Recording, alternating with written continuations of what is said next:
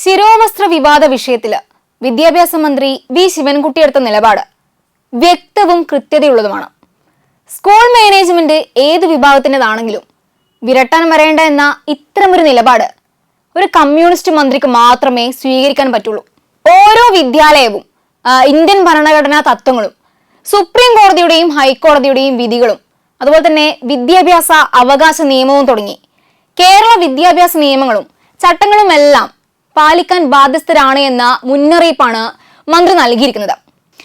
ഇതിന് വിരുദ്ധമായ നീക്കങ്ങൾ ആരുടെ ഭാഗത്തു നിന്നുണ്ടായാലും ഇടപെടാനുള്ള പൂർണ്ണ അധികാരം പൊതുവിദ്യാഭ്യാസ വകുപ്പിനുണ്ടെന്നും ആ അധികാരം ജനങ്ങളുടെ താല്പര്യം സംരക്ഷിക്കാൻ ഉപയോഗിക്കുമെന്നും ശിവൻകുട്ടി പറയുമ്പോൾ യഥാർത്ഥത്തിൽ നമ്മൾ അദ്ദേഹത്തെ സല്യൂട്ട് ചെയ്യുകയാണ് വേണ്ടത്.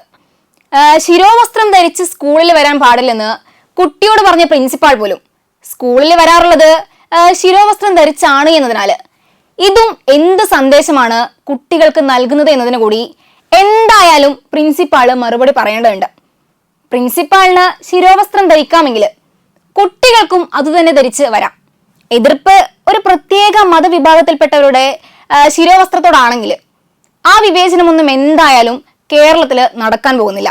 ശിരോവസ്ത്രം ധരിച്ചെത്തിയ കുട്ടിയെ തിരിച്ചെടുക്കണമെന്ന ജില്ലാ വിദ്യാഭ്യാസ ഓഫീസറുടെ ഉത്തരവ് സ്റ്റേ ചെയ്യണമെന്ന പ്രിൻസിപ്പാളിന്റെ ഹർജിയും ഹൈക്കോടതി ഇപ്പോൾ തള്ളിയിരിക്കുകയാണ്.